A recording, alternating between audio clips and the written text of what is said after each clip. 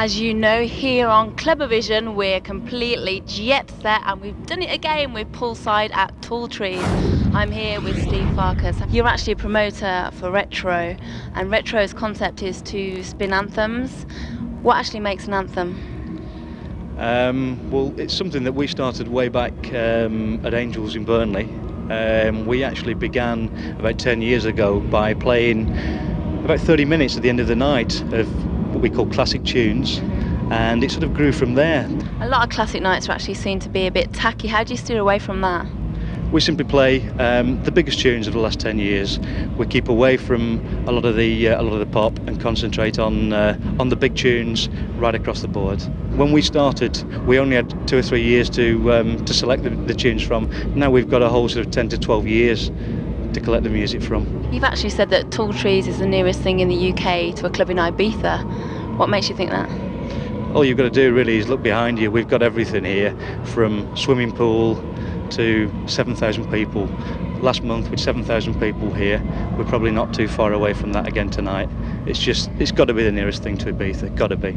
Tell us about the other nights where Retro's happening. All across the north. We've played at places ranging from our hometown of Burnley, right the way through Yorkshire into Halifax and places like that, and then up here through up into the northeast. Do you think too many nights these days actually take themselves too seriously, whereas Retro is just about enjoying yourself? Yeah, I think that's absolutely right. We're about a big party night, and I think that's one of the reasons that it works best here at Tall Trees, because it is a big party night. We've got 7,000 people, and to play a lot of perhaps more obscure records with a crowd of 7,000 people doesn't always work. With 7,000 people, you've got to be playing the big tunes, party atmosphere. Do you think history will ever look back at dance music like we look back at rock and roll now? I think you could be right. I think that as time goes on, people are going to look at things a little bit differently. But I think dance music's here to stay for a good long while yet.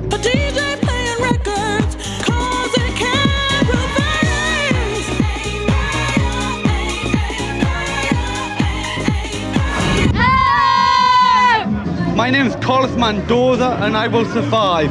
I come from South Shields. My name's Dippy. Gemma, Jackie, Vicky. Come every Saturday and this is a place to be. Oh, come on! In fact, I had to queue for an hour to get in. I wasn't happy. Drove down, queued up for over 45 minutes, but it's all worth it. Tall Trees, good club. Especially a night like tonight. Everyone on the same wave level. Is that too much to drink already? Out of all the clubs we've been to, I think it's got the best atmosphere. This place is so big though, don't you get lost? Yeah, I've been lost about 3 times already. I've been lost about 5 already. It's like me, I just keep getting lost all the time. Do you think they should give maps out? Yeah, you should do. Ask a person next to you and they'll give you a guided tour, no problem. The music tonight is taking me right back to my clubbing era, and it has done the business for me tonight. What's your favourite all-time tune? Binary Refinery 98 by Paul van Dyk. Brilliant, it's wicked. Why? The lads, of course. Why was it so special, Tall Trees? First of all, the atmosphere.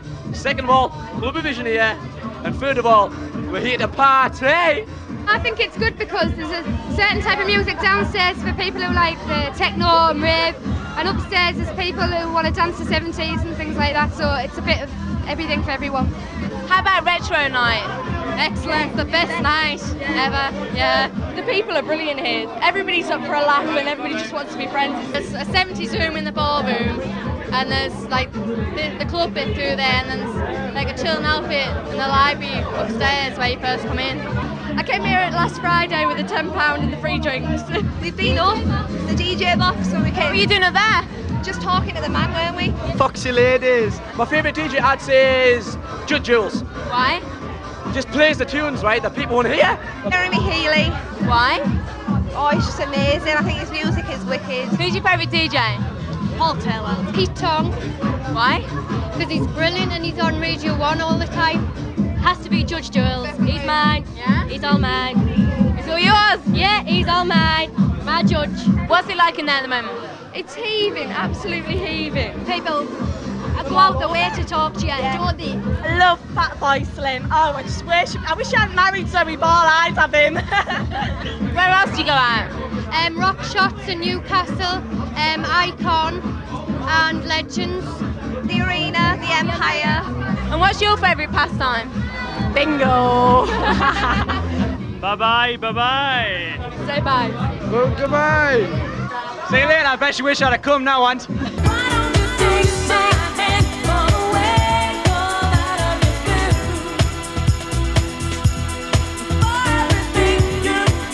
Paul Taylor, everybody, who's a resident and co-promoter here for Retro. Paul, a lot of DJs actually claim that they were around DJing before house music was originated. You were actually around before disco, weren't you? How did you get involved?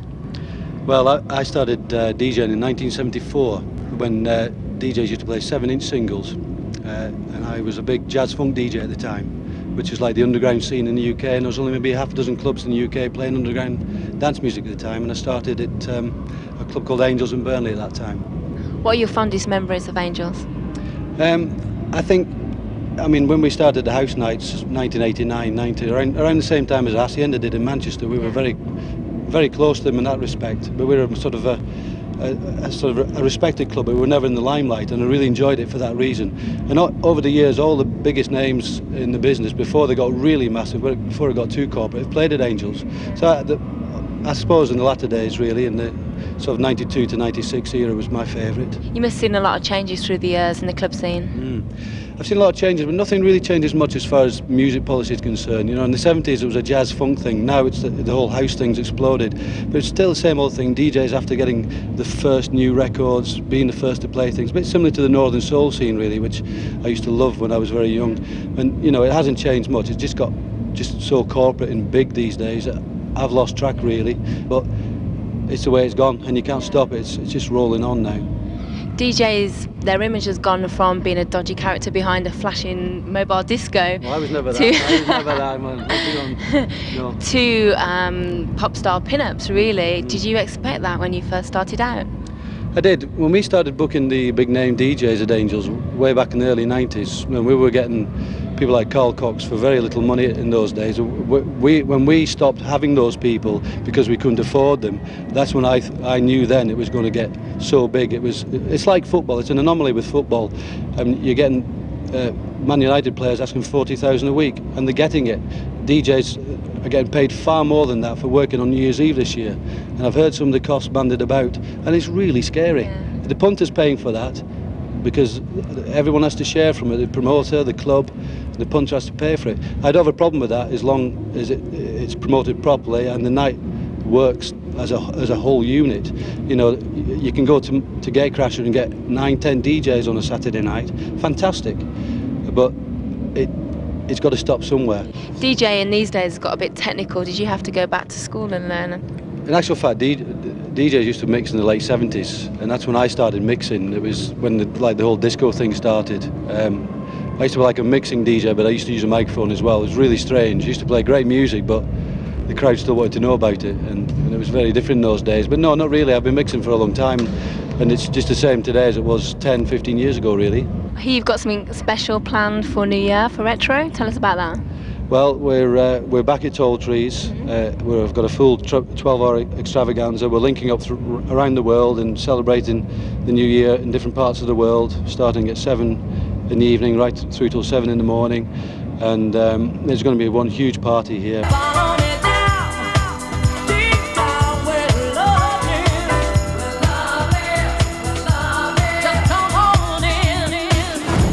Here I am relaxing by the pool at Tall Trees with Rob Tessera. I don't mean to be rude, but you've been around for a long time.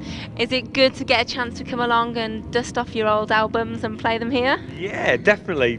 It's a really good opportunity to do exactly that, you know. And you know, this afternoon I've just been back there at Tessera Towers, just sorting through all the different stuff, and you know, yeah, it's quite a tearjerker playing at some of this stuff. I've done a few nights with Paul, you know, for Retro.